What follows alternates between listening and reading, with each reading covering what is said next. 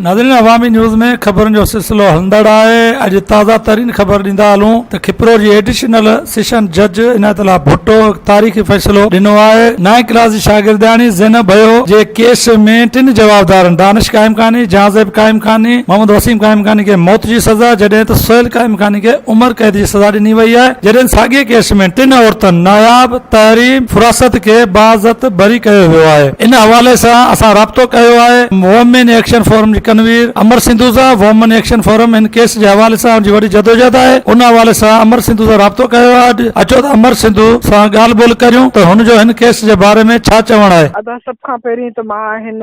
फ़ैसिले खे ख़ुशाइन सॼां थी ऐं मां इहो सम्झां थी त रुगो वुमेन एक्शन फोरम न पर ख़ासि तौर ते खिपरे जा सहाफ़ी, सियासी ऐं समाजी जमातूं ख़ासि तौर ते हिन केस जे हवाले सां न रुगो अॻु भरियूं रहियूं पर हक़ीक़त इहा आहे त खिपरे शहर जा जेके सहाफ़ी हुआ उन्हनि ई सभ खां पहिरीं हिन केस खे न रुगो उथारियो मीडिया में पर उन्हनि ख़ुदि असांखे अप्रोच कई त हिन केस खे खयो वञे। इन जे लाइ मां थोरो तफ़सील ॿुधाईंदी हलां त जेको ज़ैनब भयो केस हुयो उहो केस दरअसल हिकु जेका अणसिधी तरह हिकिड़ी गैंग जेका आहे जंहिंमें हिन 3-4 ॼणनि खे सज़ा बि आई आहे उहो केतिरे वक़्त खां खिपरे शहर जे मुअज़्ज़िज़ीन जी ऐं खिपरे शहर जे छोकिरियुनि खे इन हवाले सां तंग बि कंदो रहियो, ब्लैकमेल बि कंदो रहियो छाकाणि त उन्हनि जा वीडियोज़ ठाहे ऐं उन खां पोइ उनखे ब्लैकमेल करण जो सिलसिलो हलंदड़ हुयो। ज़ैनब भईयो सां बि इन क़िस्म जो वाक़ियो थियो त उनजी हिकिड़ी वीडियो ठाही वई जंहिं वीडियो खे जेका असां माइटनि खे ॾेखारे ख़ासि तौर ते हुनजे चाचे खां जेके आहिनि से पैसा वसूल कया पिया पर हुनजे चाचे इनकार कयो त हू जेका असां इन लाइ पैसा ॾेई नथो सघे। उन जी इनकार करण खां पोइ उहा वीडियो यूट्यूब ते अपलोड कई वई ऐं जीअं यूट्यूब ते उहा अपलोड थी त उतां जे सहाफ़ियुनि, उतां जे समाजी कारकुननि ऐं उतां जे माण्हुनि इन जो न रुगो जेको आहे सो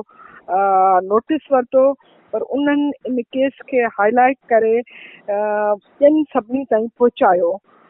जॾहिं वुमेन सेक्शन फोरम खे ख़बर पई त उहे न रुगो असांजे वफ़द खिपरे में दौरो कयो, उतां जे सियासी ऐं समाजी माण्हुनि सां मिलियासीं पर उन वक़्तु इन वाक़े जी मुतासिर ज़ैनब भयो सां बि असांजी मुलाक़ात थी, उन जे फैमिली सां मुलाक़ात थी ऐं जंहिंखां पोइ असां इहो फ़ैसिलो कयो त इन केस खे कंहिं बि राजूड़ी तौर ते कंहिं बि इंतकामी तौर ते हल करण जे बजाय इन खे कानूनी तौर ते हल कयो वञे ऐं यकीनन कानून जो रस्तो तमामु अणांगो आहे ऐं अदालतनि जो में इंसाफ़ जी जेका असांखे आसानी सां नथो मिले जंहिंजो सबूत ही आहे त 2010 खां पोइ अॼु 2019 में जॾहिं हिन केस जो फ़ैसिलो थियो आहे तॾहिं न रुगो ॿियनि हवालनि सां पर मां इहो ज़रूरु चवंदसि त उन ख़ानदान खे जेको मुतासिर ख़ानदान हुयो उनखे हिन में तमामु घणो इन हवाले सां भोगणो बि पियो छाकाणि त समाजी दबाव खां तंग थी छोकिरीअ जे भाउ जेका असां उन हिकिड़े ॾींहुं ख़ुदकुशी करे छॾी जेको मूंखे यादि आहे अञा चिटे तरीक़े सां त ईद खां हिकिड़ी राति पहिरीं उन ख़ुदकुशी करे छॾी छाकाणि त हू जेको समाजी दबाव यकीननि जेका असां रेप केसिस जे सिलसिले में जेको माइटनि ते जेको फैमिली ते अचे थो उहो समाज में बर्दाश्त करणु एॾो आसान कोन्हे। उन जे बावजूदि मां बिल्कुलु जेका असां इन ख़ानदान खे बि जेका असां साबित कदमी सां हिन ते बीठे रहण जी बि ज़रूरु जेका असां दाद ॾींदसि पर हक़ीक़त इहा आहे त काफ़ी वक़्त में अहिड़ा बि मरहला आया जॾहिं इहो केस जिरगे में जेको आहे सो हल थियण लाइ वञी रहियो जंहिंमें मां ज़रूरु नालो खणंदसि त उन में जेका असां जेका अक्यूज़ धूर हुई उन जे तरफ़ां उन वक़्त जी मिनिस्टर पीपल्स पार्टी जी जेका असां ख़वातीन जी जेका मिनिस्ट्री जी रुबीना काइम खानी जे पारां कोशिशूं वरितियूं वयूं त जिरगे में इहो मसइलो हल कयो वञे ऐं जॾहिं उहा ख़बर बि असांखे उतां जे सहाफ़ियुनि वटां पई त असां उन वक़्तु हैदराबाद प्रेस क्लब में वुमेन सेक्शन फोरम इन जिरगे खे रद्द कयो ऐं अदालत खे अपील कई त उहो मेरिट जी बुनियाद ते केस खे रिज़ॉल्व करे ऐं केस खे ख़ारिज न करे। ऐं इन दबाव खां पोइ उहो केस अञा बि हलंदो रहियो ऐं 9 सालनि खां पोइ जॾहिं उन केस जो फ़ैसिलो आयो आहे त ख़ुशी इन ॻाल्हि जी थी रही आहे त आख़िर ज़ैनब भइयो खे इंसाफ़ मिलियो। पर मां इहो ज़रूरु जेको आहे सो ज़िक्र कंदी हलां त हिते ख़ुदि मुतासिर धुर जी जेका साबित कंदी आहे, छाकाणि त ज़ैनब भइयो पाण बि अची अदालत में जेको बयानु ॾिनो उन में कंहिं बि क़िस्म जे जिरगे खे मञण खां इनकार कयो। त हक़ीक़तनि इहा सभिनी जी हिकिड़ी गॾियल कोशिश, छाकाणि त माण्हू थकिजी बि पवंदा आहिनि, फ़रियादी धुर थकिजी बि पवंदी आहे ऐं उन खां पोइ इंसाफ़ मां उमेद लाहे बि वठिबी आहे, छाकाणि त असांजे अदालतनि जो निज़ाम जेको आहे को एतिरो शफ़ाफ़ न रहियो आहे। पर मां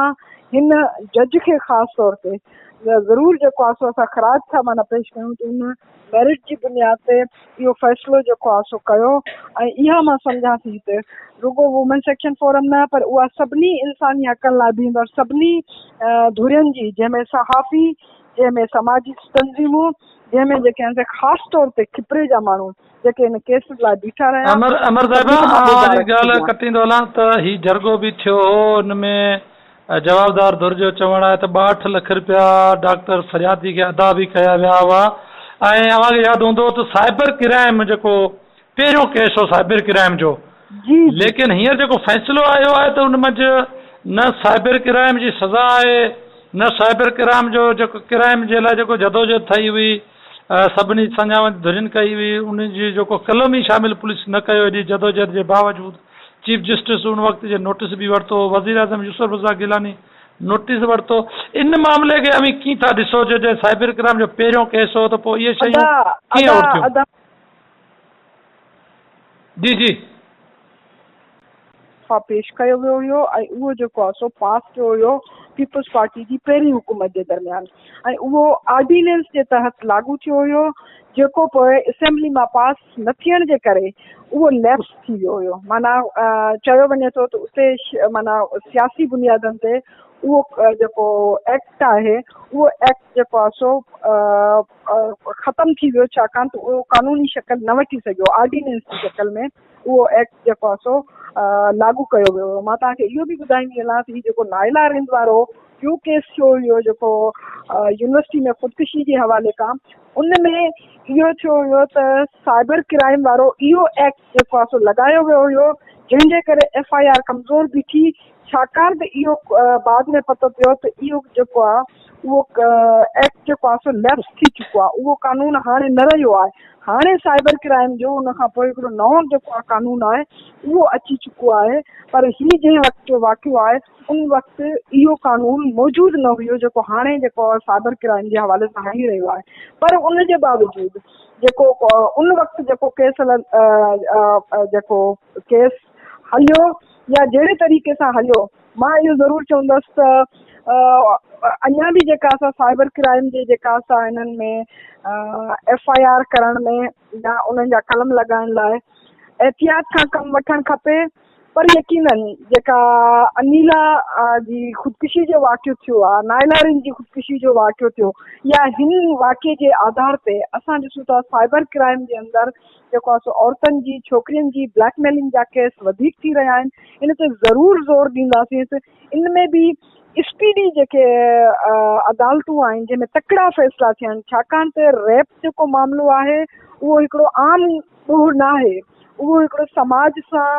फैमिली जी इज़त, ऑनर ऐं जेको समाजी कोड आहे उन सां लाॻापियल आहे, जंहिंजे करे इन में मां अञा बि ज़ोर ॾींदसि 9 साल जेके लॻा आहिनि उनमें फैमिली खे बि भोगणो पियो आहे ऐं यकीनन फैमिली जेका असां जिरगे में वही बि हुई। हाणे इहो मां नथी चई सघां त उन्हनि पैसा वरिता या न वरिता, उहो त कानून हुन में जेका असां अदालत ई साबित करे सघे थी, पर हक़ीक़तनि उन्हनि ते एतिरा प्रेशर अचनि था समाजी तौर ते हू जिरगे में बि वञण लाइ तयारु थी वञनि था, छाकाणि त उन्हनि खे हू अदालती इंसाफ़ मां नाउमीद थी वेंदा आहिनि। वरी बि हिन केस जे हवाले सां इहो सवाल वरी बि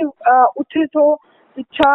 जेका रैप आहिनि या गैंग रैप्स आहिनि उन्हनि में छा हेतिरी देरि ताईं जेके आहिनि से फ़ैसिला अचनि, 9 सालनि खां पोइ फ़ैसिला अचनि त उन में उहा जेको आहे सो मुतासिर कुटुंब केतिरे वक़्त ताईं समाजी प्रेशर ऐं इहो जेको आहे सो इख़लाक़ी प्रेशर जेको आहे सो बर्दाश्त करे सघंदो। महिरबानी अमर सिंधु। नाज़रीन, वॾी महिरबानी। असां सां गॾु हींअर मौजूदु हुई अमर सिंधु, वुमेन एक्शन फोरम जी कन्वीनर। अवां जा ख़्याल ॿुधा। वधीक ख़बरनि ऐं तफ़सील लाइ विज़िट कयो अवामी news Facebook page, YouTube page ऐं अवामी न्यूज़ वेबसाइट।